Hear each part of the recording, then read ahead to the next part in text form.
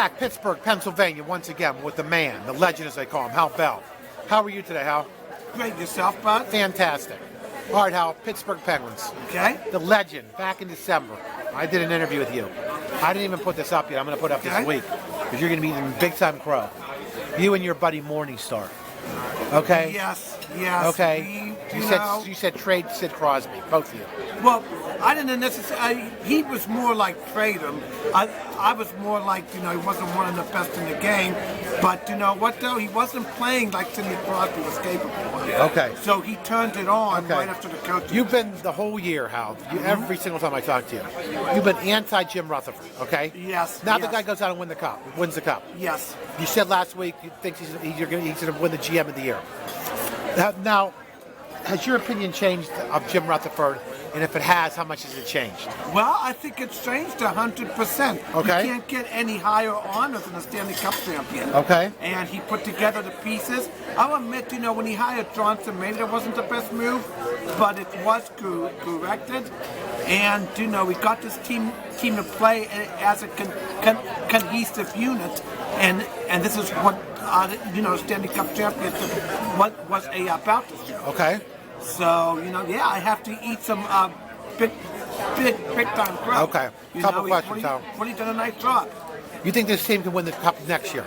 I think that they'll be competitive. It's a lot, it's a full 82-game season, and you've got a couple months of playoffs. I think the number one thing is we're going to have to keep away from injuries, and they may have to tweak it a little bit during the season. Okay, a couple questions. Specific players. Okay.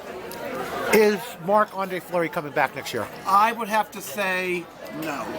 I don't think he's going to want to accept being a backup. Doesn't he have like a limited trade clause to like 16 teams he can't go to? Yeah, but then there's some teams that he can't be traded to, and I think that he would waive that clause if it would mean him starting. I mean, he's a Hall of Famer. He's been great here, but I think Murray's proven that he could win big games, and Murray's contract is more cost-effective. Okay, now they announced that Las Vegas is going to be getting a franchise. Mm-hmm. Is that going to be next year? No, it's going to be in 2017, 2018. Okay, so Fleury's not even going to be eligible for the draft this year, right? No, I mean, they're not having it this year. I imagine they'll have it next summer. Okay, other players. Would you keep the whole team intact? Well, I would have to do a little bit of tweaking. Colin is 39. Right. And you have to wonder if he'll be 40 if his body is going to... How about the HDK line? You keep Kessel, Bonino, and Hagelin together. Well, as of now, I mean, something may change during around the second half of the season. I mean, you're going to have to see what works. They're going to have to experiment. And, so they got a coach that would keep him in track. Okay. Now, what do you think about Mike Johnson? Not Mike Johnson, sorry. Sullivan. Yeah, Sullivan, he's the real deal. Okay, last question now. Last question. One of your fans wanted me to ask this. Okay. Why do the Penguins always... It seems like every time that the Pens have won a Stanley Cup, which is a fact, they've had 4 different coaches win the Cup. Yes. Why don't Pittsburgh Penguin coaches last long? Why are they in and out? Well, I guess because they want to play a high-tempo game, and I think you have to have the right personality to just fit your personality. And I think, that's probably the reason maybe why Scotty Bowman was ousted. And, Therrien, he did a fine job in getting us to the finals one year. However, I think he practically wore the team out. Who was that French guy? That when they went to Washington, they had to win the game, and he didn't realize it till late. Oh, that was Pierre Kramer. He was gone pretty quick, right? He was gone. Junior Rubiaka was gone quick. Yes. Herb Brooks died, right? Yeah.